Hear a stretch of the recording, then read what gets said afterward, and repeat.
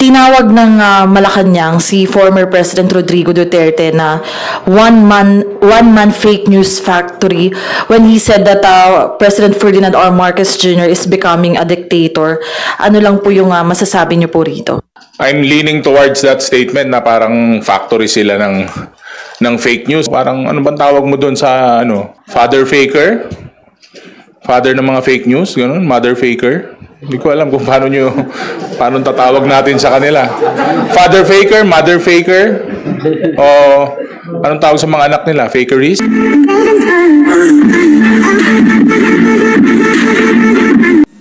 Tinawag ng Malacanang si former President Rodrigo Duterte na one man fake news factory when he said that President Ferdinand R. Marcos Jr. is becoming a dictator.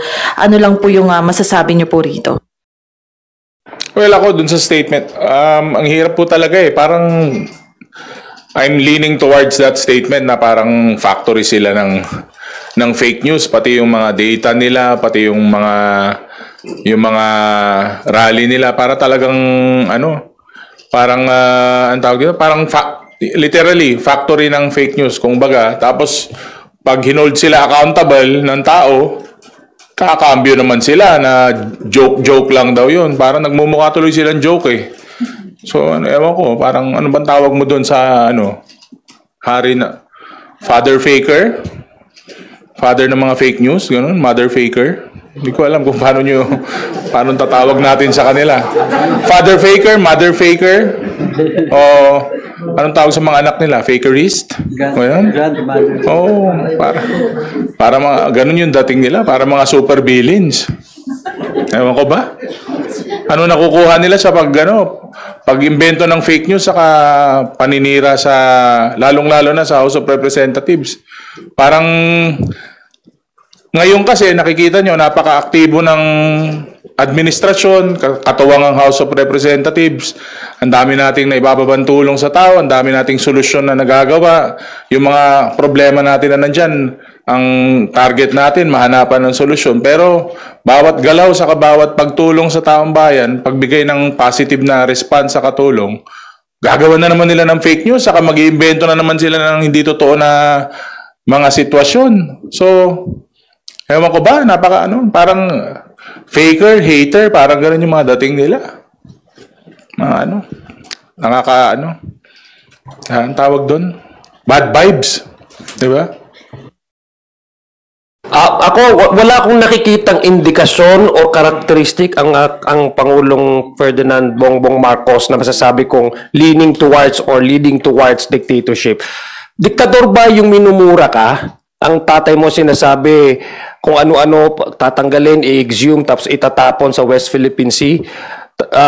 Itathreaten ang buhay mo, itathreaten ang wife mo, itathreaten ang Speaker of the House, ang nagkapinsan mo. Tapos every time nagkakaroon sila ng rally, ang pinakapunto nila isirain yung isang pagkatao. Hindi lang yung polisiya, pero yung pagkatao ng isang individual tulad ni President Bongbong Marcos.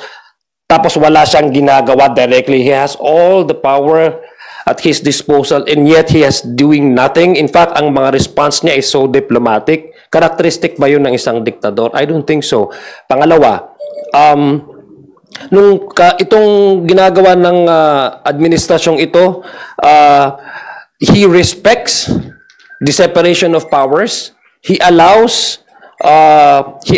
does not even want maraming mga legal opinion na sinasabi, President, you request the Senate to convene for an emergency session. He did not do that because he respects the separation of powers.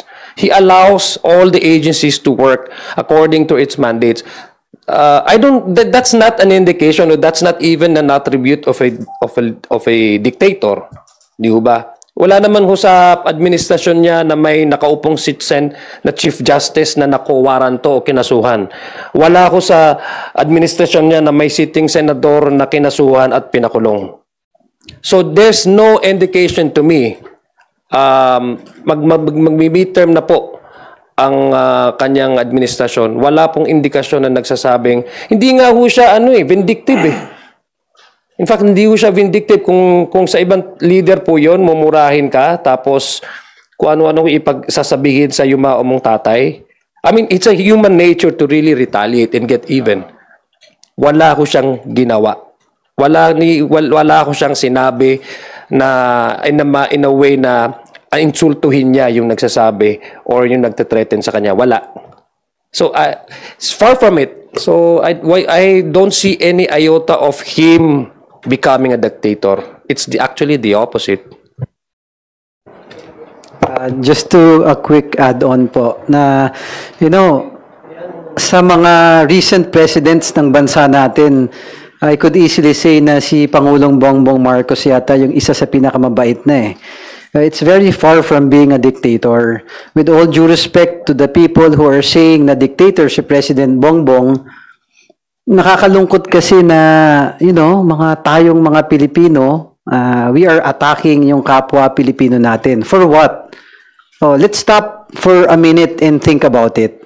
Bakit ba sinasabi ng ibang tao na diktador si Pangulong Bongbong? Dahil ba may basihan o dahil ba may interes ng paninira sa kapwa? In reality, ang kalaban nating mga Pilipino nasa labas ng bansa natin. We should look outside our borders who are trying to bully us. Yung mga ibang bansa na nagsasamantala sa atin, and people and Filipinos who help, who support these other countries bullying us, yun yung dapat nating may masasabi tayo sa kanila. But President Bongbong Marcos has done nothing but help the Filipino people and help the interest of our country.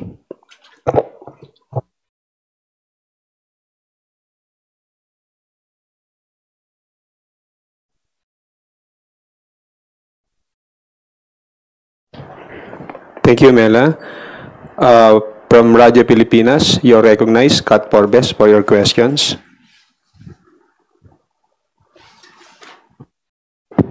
Good morning po. Itanong ko lang po sana yung reaction po ninyo na recently po naging very active si CIDG Chief Nicanor Torre, Nicolas Torre. Una, yung pag-file po niya na reklamo laban sa isang Cebu-based vlogger na nagpakalat ng maling impormasyon na siya daw ay na-ospital. At pangalawa po yung kanya rin pong maigting po no, na kanyang pag-file din po ng kaso laban kay former President Duterte. Doon naman po sa pag-threat niya sa mga senador na sinasabi niya ipapasabugin. Ano po ang inyong reaction dito? Karapatan po niya yun. Karapatan po ni General Torre yun. Sabi ko nga, kung ako rin siguro yung nasa lugar niya at sinabing nasa ospital ako na may mga possible threats sa family ko, ay hindi ako magdadalawang isip na gawin din yung ginawa niya. Kasi they're stepping over lines of ethics and morality itong mga tao na to. Nakakalungkot na may mga bayaran na tao na ganyan. At para silang mga walang sariling pamilya at they're willing to go to miles of desperation para lang makasira ng ibang tao. So, kung ako rin nasa lugar niya, malamang ganun din ang ginawa ko. Just to add on, I think General Torres just being proactive in doing his job. We would want our law enforcement heads to, be proactive. So, kudos to General Torre. Saka personal attack yung ginawa nila sa kanya. Hindi lang naman because of his work. Talagang personal na masyado yun. Ako, I would support General Torre sa ginawa niya. Let's test the law. Let's allow the courts to do its to work according to its according doon sa dapat na gawin. Kasi instead na magbangayan tayo sa social media, meron talagang legal means na po pwede nating gamitin para labanan itong mga fake news na ito. Lalong-lalo na pag ang mga balita ay nagsasabing kumbaga it's causing damage credibility-wise to the person. So I commend and I support General Torre for showing us and displaying to the world, to the Filipino, that no one is above the law, and we are governed by laws. There are courts that have to work on cases that demeans and discredit and defame the credibility, attacking the reputation of individual na hindi naman tama at hindi naman totoo. Pangalawa, isa po ito din dun sa sinasabi nating may freedom of expression but it is subject to limits. May cyber libel, may libel po na kaso. So, malaking panawagan din ito doon sa mga peddlers ng fake news.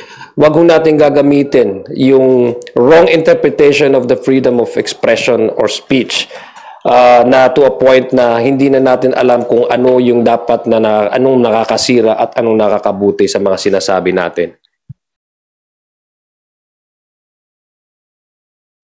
Thank you, Kat. Next questions will come from Earl Tobias of IBC 13. Good morning, Kongs. Sundan ko lang po yung tanong ni Ate Mela concerning FPRRD statement pa rin po. Yung pag-i-impeach daw po kay VP Sara Duterte ay isang political move dahil kung hindi daw bababa, pumupusta raw po si dating Pangulong Duterte na magma-martial law si Pangulong Marcos para hindi siya mapalitan na sa presidente, at yung pag-i-impeach daw kay VP Sara isa na ring hakbang para pilayan daw yung kanyang anak sa pagtakbo sa 2028 elections. Reactions po.